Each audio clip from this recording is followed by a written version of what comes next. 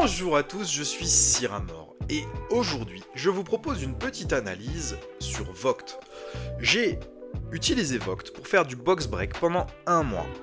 J'ai fait 8 shows, vous avez le détail qui est affiché ici. Globalement on était sur des produits récents avec du 1€ prix de départ, un petit peu de vente de cartes à l'unité et de cartes gradées pour tester. Il y a 2 shows sur lesquels je n'ai rien vendu du tout. Le but de l'analyse, ça va être de voir si c'est rentable d'acheter des produits pour les vendre sur Voct ou si c'est une perte sèche en participant à des lives en faisant du 1€ prix de départ. On a testé des lives sur autre chose que Pokémon avec du Panini Chronicles en baseball, ça a été catastrophique.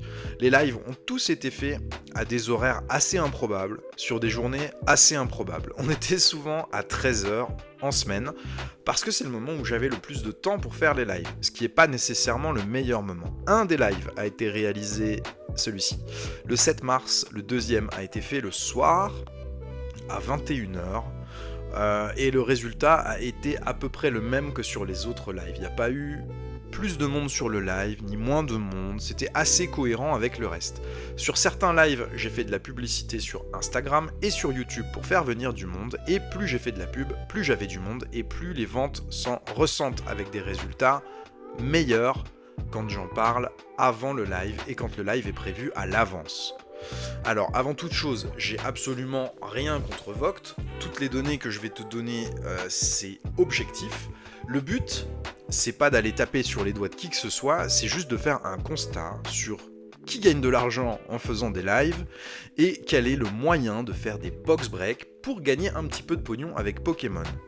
Attention à autre chose. Pour avoir le droit de faire des lives sur Voct, on va dire sur un rythme régulier avec des ventes qui deviennent fortes, il est nécessaire d'avoir une entreprise. Aujourd'hui, ce n'est pas mon cas, mon entreprise est en cours de création.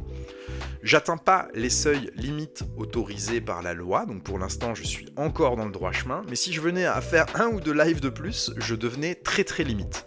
Donc ce que je te montre, c'est à titre informatif, c'est dans le but d'une création d'entreprise, et c'est de voir si sur Voct, c'est un bon moyen de vendre des produits scellés en box break pour pouvoir récupérer un petit peu d'argent avec Pokémon. Alors pour faire ça, je me suis servi d'un tableur Excel. Ce tableur Excel, il est là, et on a ici le récapitulatif des différents shows que j'ai fait. J'en ai choisi 3. 3 sur lesquels j'avais des produits assez similaires, et sur lesquels on pouvait mesurer les gains item par item avec mes prix d'achat. Ce que je te montre, c'est mes prix d'achat réels en TTC, étant donné que je n'ai pas d'entreprise, je n'achète pas en hors taxe, et du coup les montants nets et le pourcentage de marge, sans avoir besoin de réattribuer de TVA. Chose qui viendrait anéantir complètement les statistiques si je devais retirer les 20% de TVA de mes gains.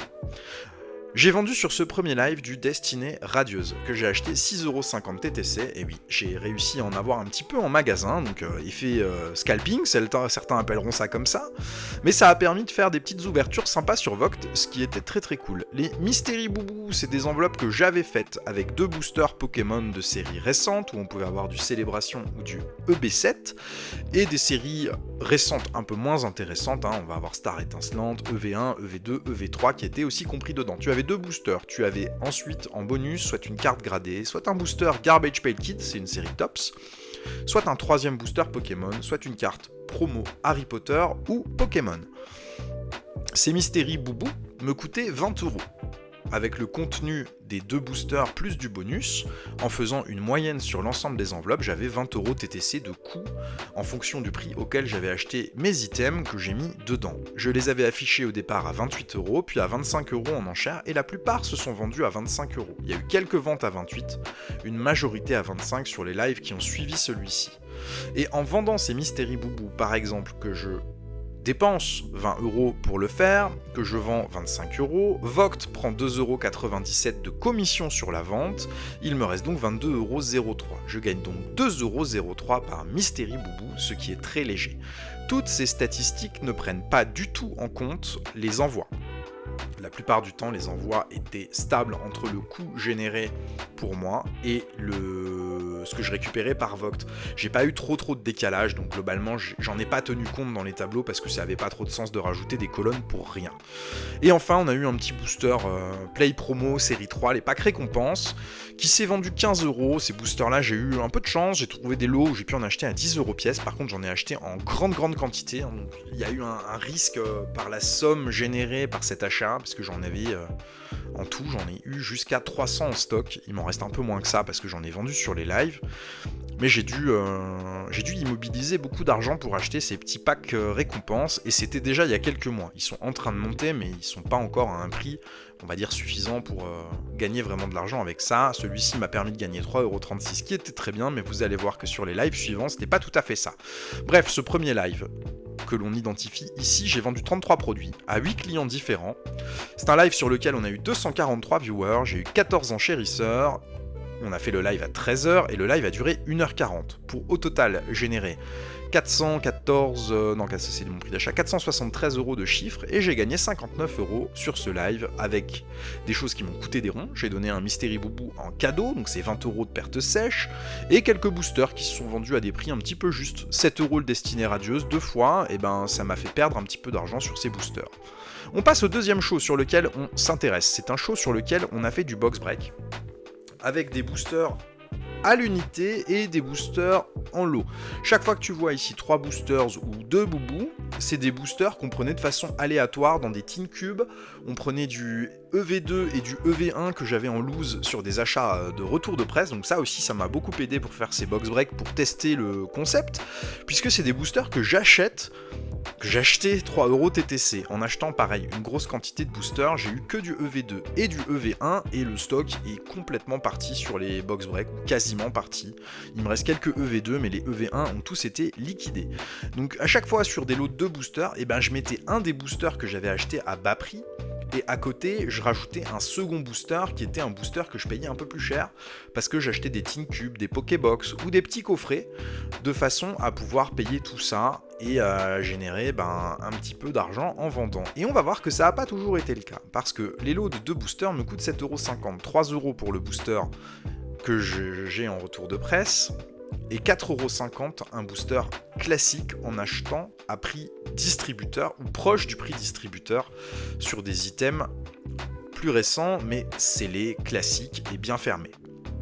Et les lots de 3 boosters, j'ai compté 10 € en prix d'achat, puisque je mettais 2 boosters de mes achats en retour de presse et un booster supplémentaire parmi les différentes séries que j'ai pu avoir en scellé. Les Mystery Boubou se sont vendus ici entre 25 et 26 €, donc tu vois que la marge elle est pas forte, et le taux de marge il est pas super sur les Mystery Boubou, on est à entre 12 et 17%, c'est un poil dégueulasse. On a un booster Star Étincelante qui s'est vendu tout seul à 8 €, ça c'est pas trop mal. Quand moi je les ai achetés 5 € TTC, ici on est sur quelque chose qui va très bien. Gagner 2 € par booster vendu, c'est formidable sur Vogt, et c'est difficile de faire plus que ça.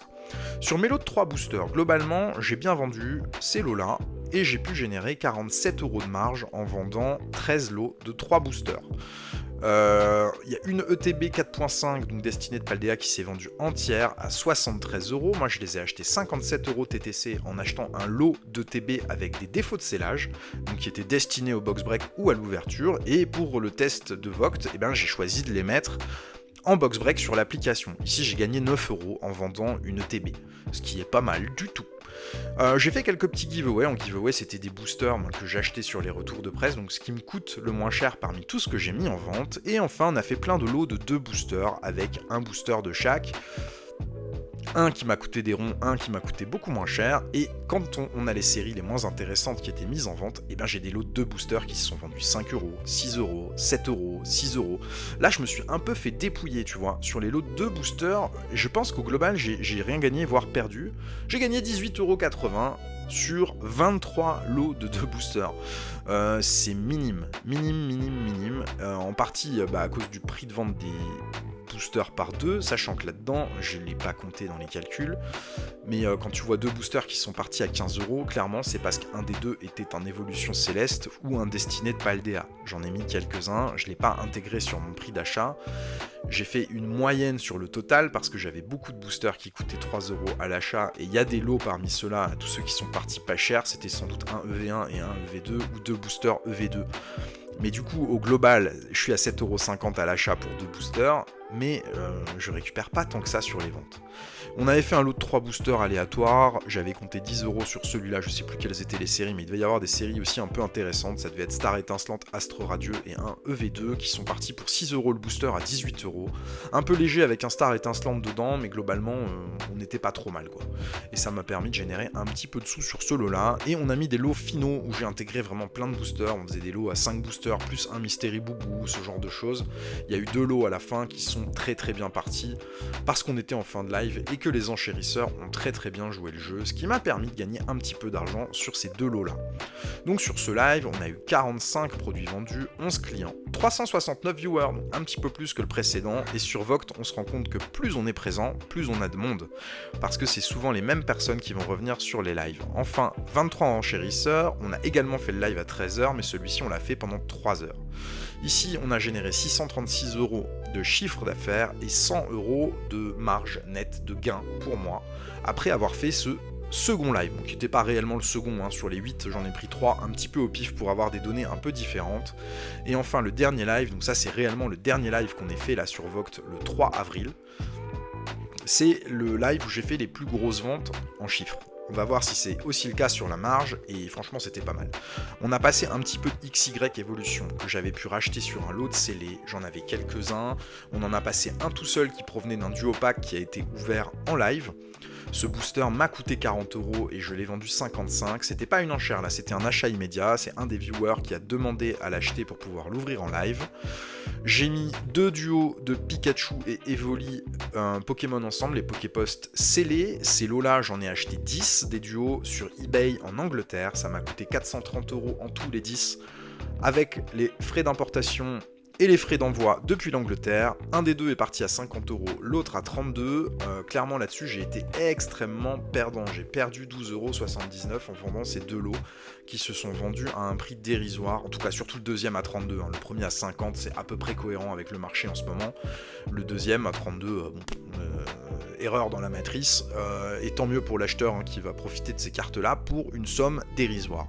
Il y a un duo pack qui s'est vendu scellé avec un XY Evolution et un Soleil et Lune dedans. Ceux-là je les ai achetés 45 €, mais ça fait quelques mois déjà.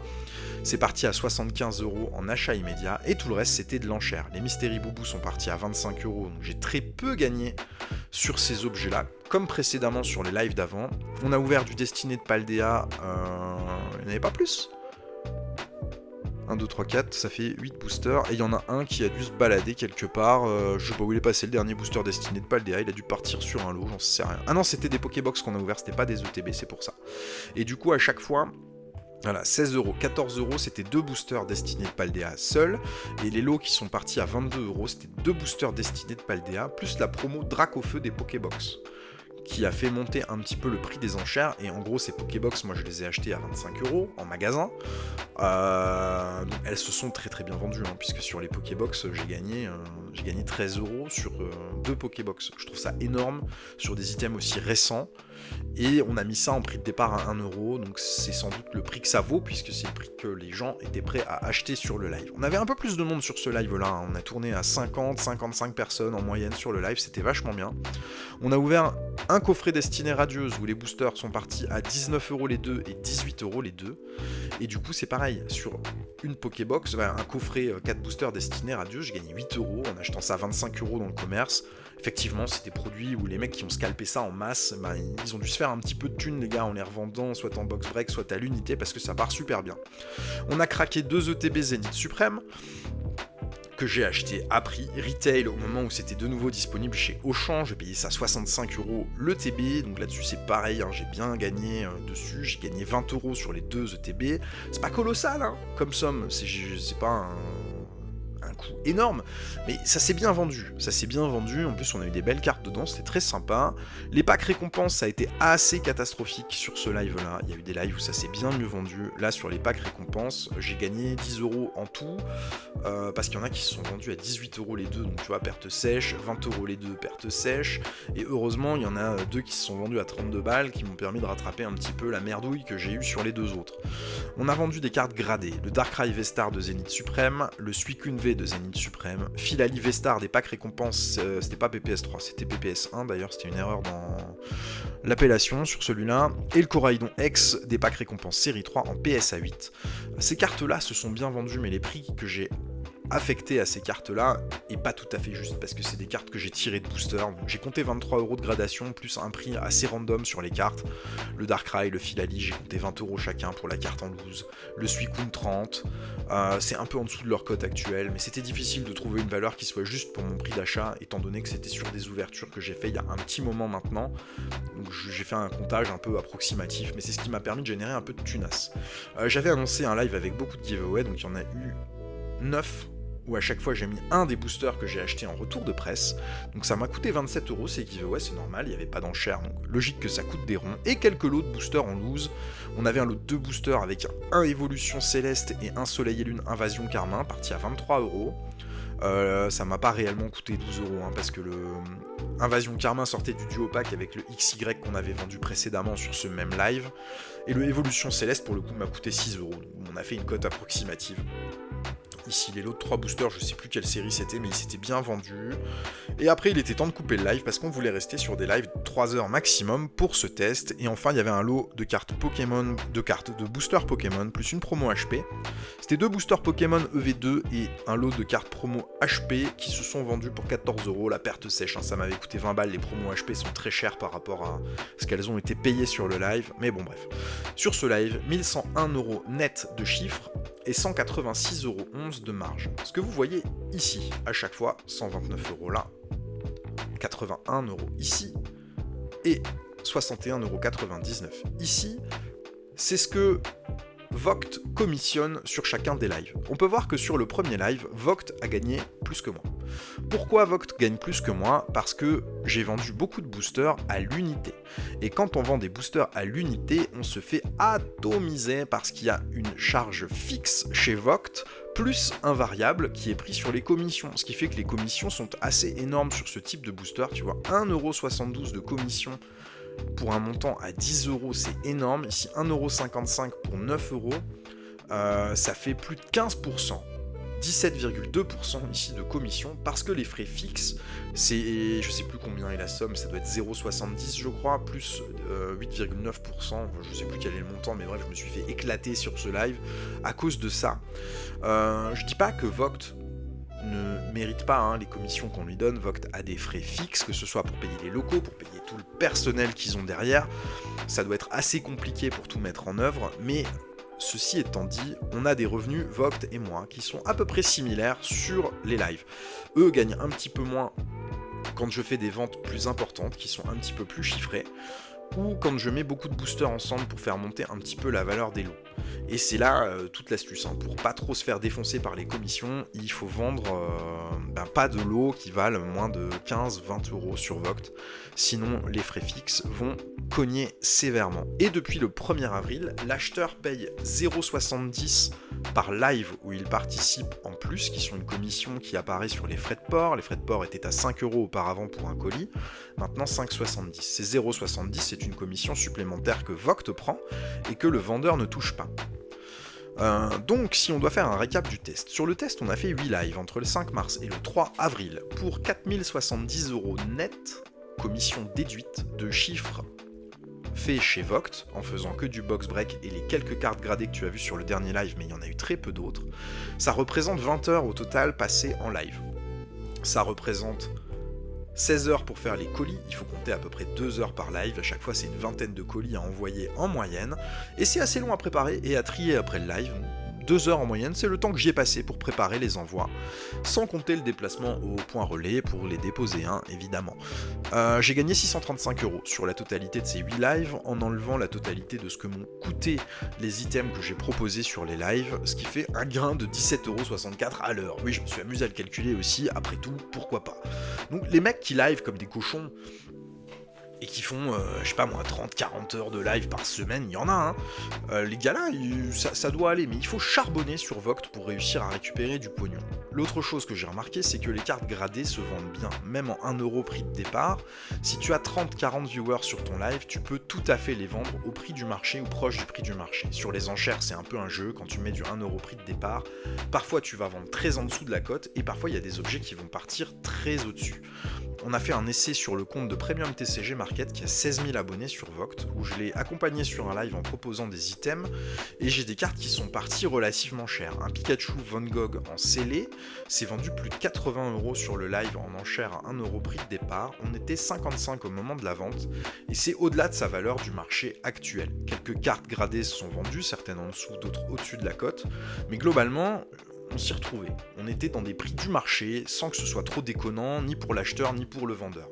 La vente où il y a eu le plus d'écart, c'était ce Pikachu Van Gogh, on est à 50-55 en prix marché actuellement, je pense. Elle s'est vendue 82 ou 83, ça faisait un gros décalage avec le marché, mais bon, c'était une vente parmi toutes celles qui ont été faites au total de tous ces lives. Et voilà ce que je peux vous dire sur Vogt.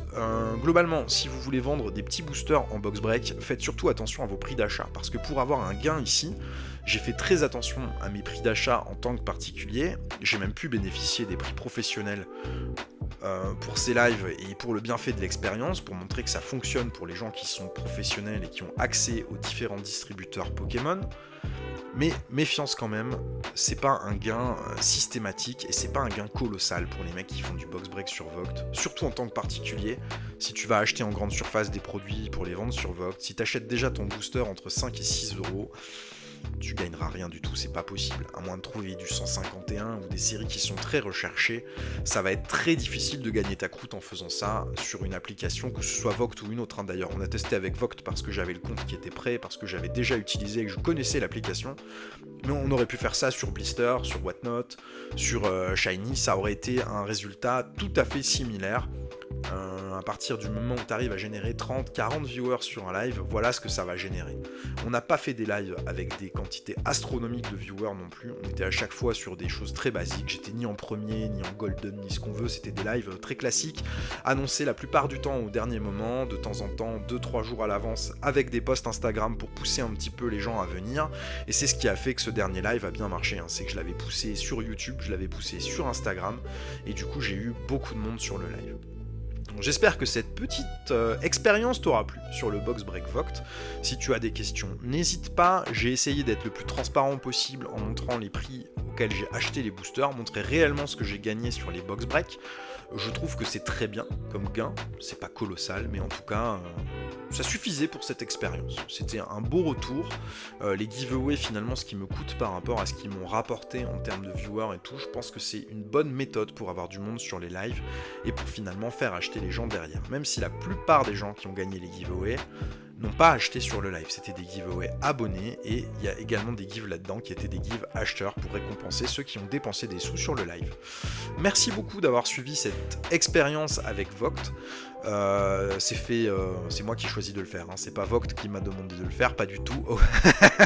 Mais c'est bien mon expérience sur le box break et j'espère que ça t'aura plu. Je te souhaite une très bonne journée, à bientôt, au revoir.